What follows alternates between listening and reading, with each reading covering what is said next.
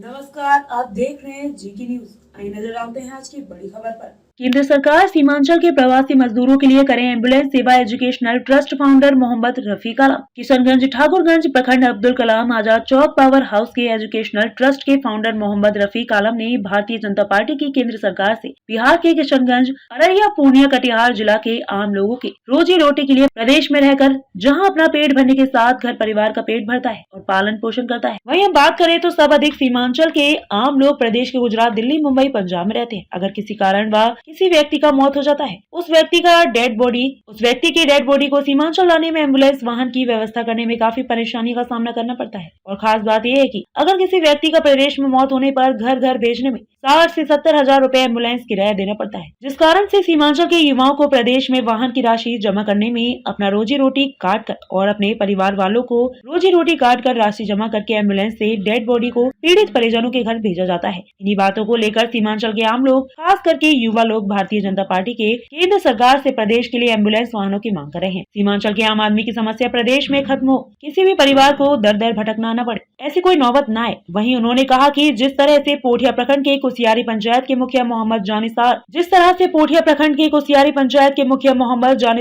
तरह से अपनी पंचायत में आम पब्लिक लिए, इमरजेंसी लोगों के लिए एम्बुलेंस सेवा शुरू की, इसी तरह से ठाकुरगंज प्रखंड के हर मुखिया अपनी पंचायत में एम्बुलेंस सेवा दे लोगों को, ताकि मुसीबत के समय आम लोगों के लिए काम आ सके। वहीं उन्होंने कहा कि उप स्वास्थ्य केंद्र तो हर पंचायत में है, लेकिन खंडल में तब्दील है, इसलिए कि उप स्वास्थ्य केंद्र है लेकिन चिकित्सा का मालूम नहीं। वहीं एजुकेशनल ट्रस्ट के फाउंडर मोहम्मद रफीक आलम ने बताया कि आज हजारों मरीजों का जान सिर्फ इसलिए जा रहा है कि समय समय पर इलाज नहीं होने के कारण आज हर उप स्वास्थ्य केंद्र में चिकित्सा रहे तो मुझे विश्वास था कि बेगुनाह एक भी मरीज की मौत नहीं होती। उस वक्त जागेगी जबकि हमारे जनप्रतिनिधि जागेंगे और जनप्रतिनिधि अपने कुछ करके दिखाएंगे, तो इनका देख करके सरकार को जरूर लाज होगी और सरकार जरूर हमारे पंचायत के लिए, हमारे जिला के लिए, हमारे सीमांचल के लिए कुछ सोचेंगे कि हर प्रतिनिधि पहल करे कि हर पंचायत के 2 सीमा में, अगर पूरा पश्चिम है तो पूरा पश्चिम के 2 सीमा में, उत्तर दक्षिण है तो उत्तर दक्षिण के 2 सीमा में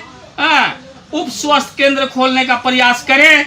और उस उप स्वास्थ्य केंद्र खोलने से हम लोगों को बहुत बड़ी राहत मिलेगी, हमारे मजदूरों को राहत मिलेगी, गरीबों को राहत मिलेगी, बेवाओं को राहत मिलेगी, बच्चों को राहत मिलेगी।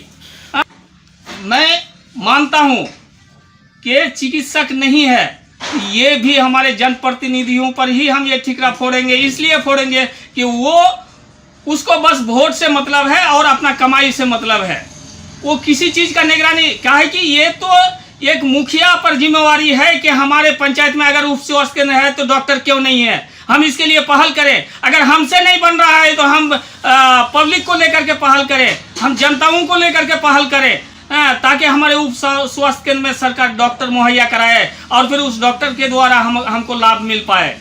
ये हमारे जनप्रतिनिधियों का कमी है और हम जनप्रतिनिधियों से विनती करेंगे, अनुरोध करेंगे कि यह सब समस्या को, स्कूल की समस्या को, शिक्षा की समस्या को और हमारे अस्पताल की समस्या को, स्वास्थ्य केंद्र को देखने का कोशिश करें और फिर उसमें डॉक्टर मुहैया कराएं। स्कूल में अगर कहीं कमी है उस कमी को दूर करने की कोशिश करें।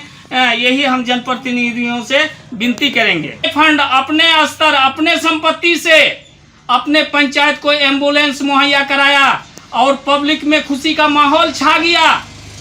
ठीक इसी तरह से अगर पूरे किशनगंज जिला के अगर सभी प्रतिनिधि, सभी मुखिया अगर चाहे कि हम अपने अपने पंचायत को एम्बुलेंस मुहैया कराएंगे और हम पंचायत वासियों का सुख चैन देखेंगे और पंचायत वासियों को हम सुख दे पाएंगे और सब में खुशी ला पाएंगे, तो फिर आराम से दे सकते हैं, मगर नहीं दे रहे हैं। ये भी हमारे जनप्रतिनिधियों का कमी है और हम सरकार को क्या कोसें।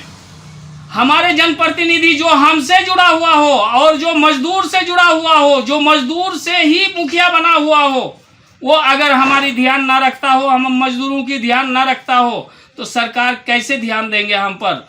मगर सरकार को ये भी ध्यान देना चाहिए कि नहीं, हम जनप्रतिनिधियों को वो पावर दें, वो काम करें कि एम्बुलेंस हर पंचायत में मुहैया करा पाए या फिर मजदूरी सुविधा भी उपलब्ध करा पाए।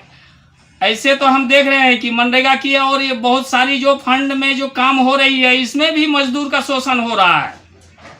इसमें भी मजदूर का शोषण हो रहा है। तो आप मजदूर को शोषण करने में ही रहेंगे या फिर मजदूर, बड़े बड़े भाषण तो दे देते हैं जनप्रतिनिधि लोग और बड़े बड़े नेता लोग कि नहीं हम मजदूरों के लिए ऐसा किया, वैसा किया, ऐसा योजना लाए, ऐसा फंड लाए, ऐसा सब कुछ किए, मगर धरातल में जमीनी स्तर पर ऐसा कुछ नहीं दिखाई दे रहा है और मजदूरों का शोषण हो रहा है। और कागज कलम में सबको मेंटेनेंस करके सरकार के पास भेज देते हैं, सरकार भी वाही ठोक देते हैं कि नहीं हमारे जो भी योजना था उसका काम सही से हो पाया। और हमारे सीमांचल के इन 4 जेलों में जैसा कि हमारे किशनगंज, अररिया, सुपौल, पूर्णिया, कटिहार, इस 4 जिले में मजदूर का संख्या सबसे अधिक, बेरोजगारी का संख्या बिल्कुल ही ज़्यादा से ज़्यादा।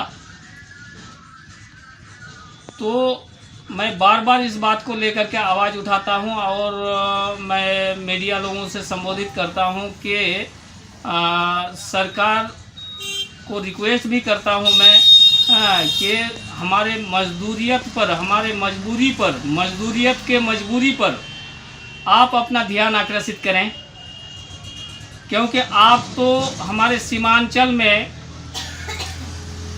कोई उद्योग नहीं लगा सकते हैं, कोई फैक्ट्रियाँ लगा नहीं सकते हैं। अगर हम अपने पैर पर चलकर अपना मजबूरी के कारण अगर परदेश जाता हूँ कमाने के लिए, तो आप कम से कम ध्यान रखें हम पर, नज़र रखें हम पर, ताकि हमारे जान की कोई हानि ना हो और हम अच्छा से अच्छा वहाँ से कमा कर लाएँ और फिर हम सीमांचल का विकास भी कर पाएँ, अपना परिवार को भी पाल पाएँ और फिर हम अपना भी पेट को पाल पाएँ और बिहार के लिए हम कुछ प्रोग्रेस कर पाएँ मजदूरी कर।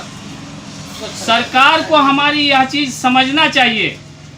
सबसे ज़्यादा कमी इस बात की है कि अगर दिल्ली, पंजाब, हरियाणा प्रदेश में कहीं भी अगर कोई अगर घटना हो जाती है, किसी की मृत्यु हो जाती है, तो चंदा वगैरह करके हम लोगों को डेड बॉडी को घर में पहुंचाना पड़ रहा है और बामुशक्कत, बड़ी मुश्किल के साथ। जो डेड बॉडी 3 दिन में या 2 दिन में पहुंचना चाहिए, 1 हफ्ता लग जाता है हमारे घर तक पहुंचने में। तो क्या ये सरकार की कमी नहीं है? क्या सरकार हम सबों को हमारे हर पंचायत में एम्बुलेंस मुहैया नहीं करा सकते हैं?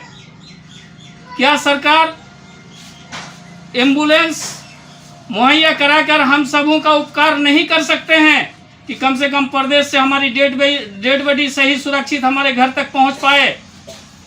विशेष करके हम जनप्रतिनिधियों को हमारे किशनगंज जिला का कहेंगे कि जिस तरह से नौकट्टा पंचायत के मुखिया मोहम्मद जानिसार आलम साहब अपने फंड, अपने स्तर, अपने खबरों में अब तक के लिए बस इतना ही। फिर होगी आपसे मुलाकात ऐसी ही एक बड़ी खबर के साथ। तब तक के लिए नमस्कार और देखते रहिए जीके न्यूज।